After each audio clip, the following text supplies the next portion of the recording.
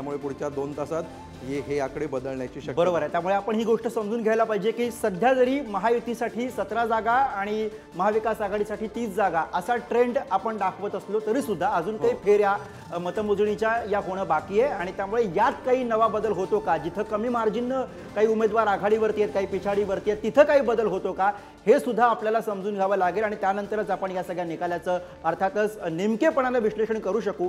महत्त्वाच्या घडामोडी राज्याच्या राजकारणामध्ये घडताना दिसत आहेत, त्या म्हणजे अर्थात सागर बंगल्यावरती महाराष्ट्र भाजपची सुरू असलेली खलबत आणि त्यासोबतच शरद पवार आता थोड्याच वेळामध्ये माध्यमांसमोर येणार आहेत. त्यामुळे अर्थात या निकालावरती शरद पवार काय बोलणार हे पाहणं फार इंटरेस्टिंग असणार आहे. कारण ते काय बोलणार आणि काय बोलणं टाळणार अर्थात आणि याच्या आधी ते कोणाकोणाशी बोललेत इथे येण्यापूर्वी हे सुद्धा आपल्याला बघावं लागणार आहे. कारण अर्थातच देशासाठी सुद्धा हा जो कल आत्ता सध्या आपल्या समोर आहे तो एक्झिट पोलचे आकडे आपल्या सगळ्यांच्या डोळ्यासमोर असतील, ते आकडे डोळ्यासमोर असताना हा जो कल आत्ता सध्या दिसतोय तो निश्चितपणे आपल्यासाठी एक विचार करायला लावणार आहे. शरद पवारांसोबत त्यांचे सगळे शिलेदार दिसत आहेत. रोहित पवार आहेत, जितेंद्र आव्हाड आहेत आणि राज्यातले राष्ट्रवादी काँग्रेस, शरद पवारांच्या राष्ट्रवादी काँग्रेसचे सगळे दिग्गज नेते सध्या शरद पवारांसोबत आहेत. जयंत पाटील देखील त्यांच्यासोबत असल्याचं दिसतं आहे आणि या पत्रकार परिषदेला सुरुवात होते आहे. शरद पवार सध्या स्थानापन्न होत आहेत आणि आता देशात ज्या प्रकारे स्थानिक पक्षांना महत्त्व येणार आहे या पक्षांच्या पार्श्वभूमीवर आता शरद पवारांची भूमिका महत्त्वाची राहील असं मानलं जात आहे. अर्थात फायनल टॅली काय सेटल होते त्यावर देखील अनेक गोष्टी अवलंबून आहेत. आपण बघूया शरद पवार काय म्हणत आहेत या पत्रकार परिषदेमध्ये.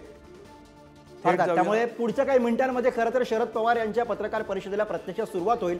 आता आपण आपल्या स्क्रीनवरती जी दृश्य बघतोय ती अर्थातच लाईव्ह दृश्य आहेत शरद पवार यांच्या पत्रकार परिषदेची. थोड्याच वेळात इथं शरद पवार हे संबोधनाला सुरुवात करणार आहेत. लाईव्ह दृश्य शरद पवार यांची पत्रकार परिषद आता सुरू होते. शरद पवारांच्या पक्षाने 7 जागा गुरु या निवडणुकीमध्ये आतापर्यंत आपण म्हणू शकतो की आघाडी मिळवलेली आहे आणि एकूण जागांचा जर आपण विचार केला तर 4 नंबरवर शरद पवारांचा पक्ष राहिलेला आहे. 1 नंबरवर सध्या काँग्रेस आहे, 2 नंबरवर भाजप आणि उद्धव ठाकरेंचा पक्ष समसमान 11 जागा मिळवताना आपल्याला दिसत आहे.